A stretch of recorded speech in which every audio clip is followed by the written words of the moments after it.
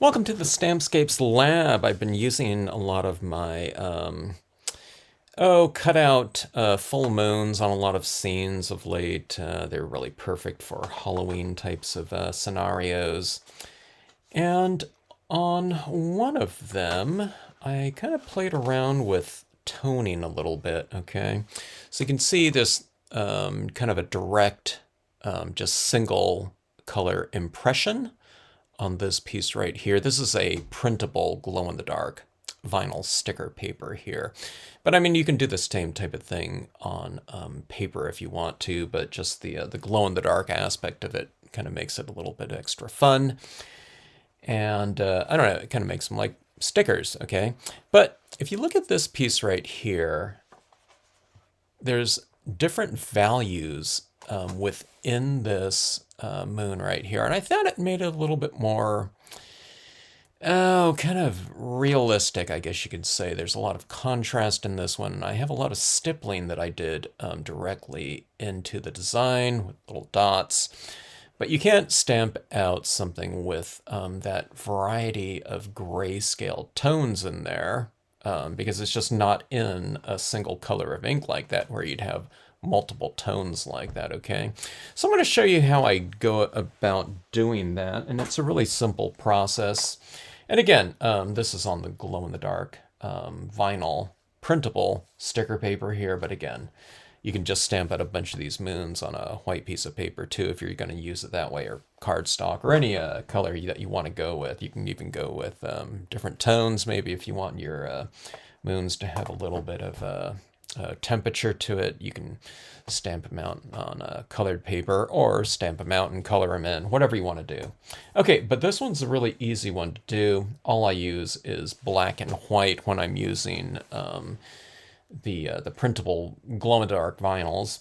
Okay, so I've stamped out a bunch of them like that, and I stamp them really close just so that I'm not wasting any of the vinyl. But the printable types of vinyls accept water-based media.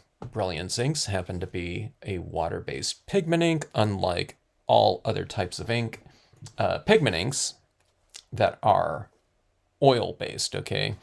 So those ones won't dry on here. Probably, I don't know, I say that, but then, I don't know, who knows? Maybe there is one type that will dry on there. But this type of paper is designed, like I said, to go through, your inkjet printer, which is water-based inks. Okay, so what I'm going to do with this is I'm going to add in some grayscale tones into this moon right here, okay? This one right here, it's stamped out a little bit lighter. But I'm going to go in here and with a dry brush type of application, dry brush meaning that this isn't sopping wet with ink, and I'll add in some tones like that. You don't have to stay within the lines because we're going to cut this out anyway. All right, so I'm adding in some extra tones right around that darker area. Right up here, let's do the same type of thing. And you can see how dry brush that is. Okay, dry cotton ball. 100% cotton ball. I find the synthetic ones are kind of useless for this type of application. Synthetic materials wick moisture as opposed to absorbing them, so you don't have anything to work with a lot of times when you use that type of material. So I'd highly recommend true cotton, in terms of, whenever we're applying something with like cotton balls or something like Q-tips.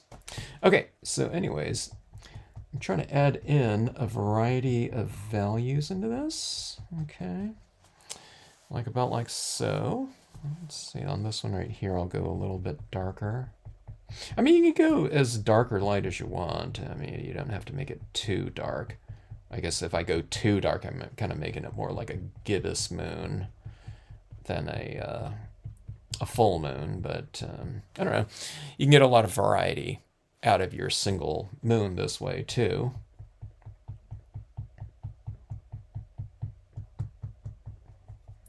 All right, so we have kind of darker tones in there, and it transitions into the light tones right around here. And this whole area right here, I mean, you can leave it like that, but I've added in my shadow into the shaded area up here. But what I like to do is I like to go in with some white now. And in the lighter areas, you can add in some light tones, okay? Now this isn't going to show up too much in this light area because we're putting white on a very light area. But where you do see this white, by the way, this black here is completely dry because that emulsion coating on printable vinyl sticker papers, it's designed to dry those things very quickly. But okay, what I'm getting at right here is when we're adding in the white, I'm going into that lighter, the darker area, I should say, okay? And that's how we start to see the effects of adding that white in there. So you're going this way with darker tones to light, dark to light, and this one you're going from light to dark. And it's kind of in that intermediate area, the merging area right in there where you'll see some of that light effects in there. I like to add quite a bit out here by this other line too. Sometimes when I'm cutting this out too, I cut out the line. I don't include the line outlines in artwork or designs. What it does is it tends to flatten an image, you know, with linear outlines like that. And with something like this, what you're doing is you're going for something that looks dimensional and round, okay? That's why in Stampscapes designs, I try not to have any outlines, or I hold the outlines to a minimum.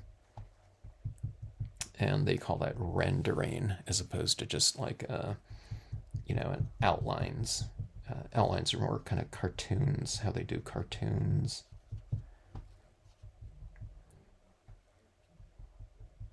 So a little bit more rounded like that. And you can almost see this kind of illumination coming off of that moon like that. Let's add that a little bit on this one down here too.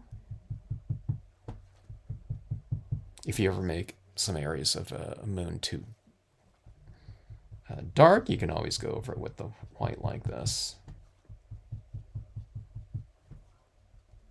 So a little bit more kind of in the spirit of, what we would see, going outside and looking up at the moon.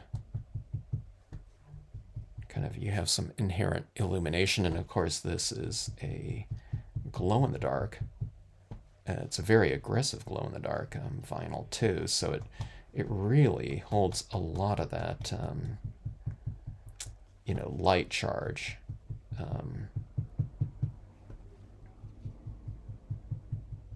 So that when you hold your card in the dark, it glows for quite some time. I've tried this type of thing before with glow-in-the-dark paints, but the glow-in-the-dark paints just are not as I don't know what it doesn't retain the light as much as this vinyl sticker paper. Still probably some sort of use out there that I'll use my glow-in-the-dark paint for, like little detailed areas or something like that maybe, but this vinyl is really fantastic. Okay, so anyways, that's what that looks like right there. And again, let's take a look and see what it looks like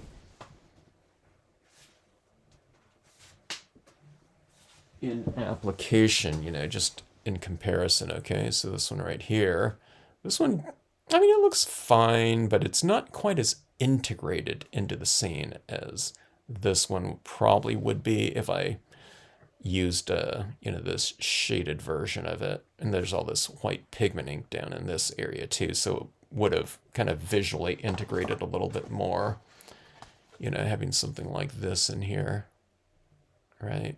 It adds that atmosphere into it. And again, the illumination is within the kind of all that texturing and craters within the moon too.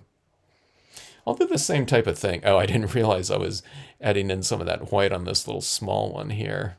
I'll just bring it in like that. Or I'll bring in some of the black over that area right there.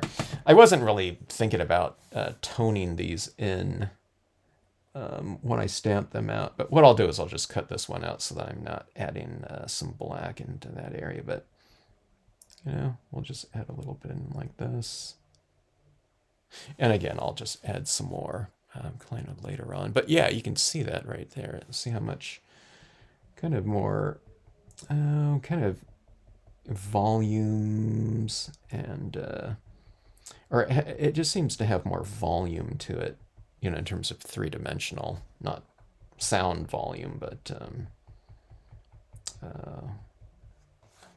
dimension. Like that. And then, let's see. I wasn't going to do this, but let's take a look at these little smaller ones. These moons are on the Cozy Night Cabins set.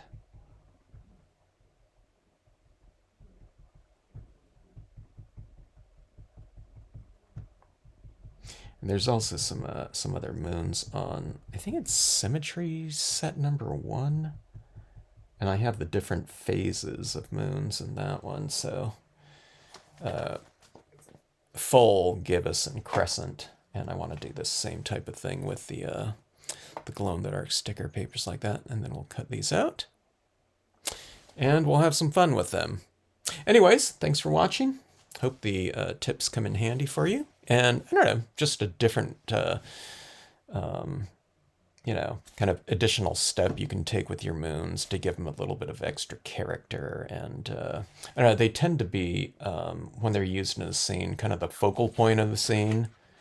There might be other focal points too, but they just stand out so much that I thought, taking this little extra time to add in these little bit of extra kind of textural touches, I think, it comes in handy for the overall kind of spirit of the pieces. So fun with pigment inks.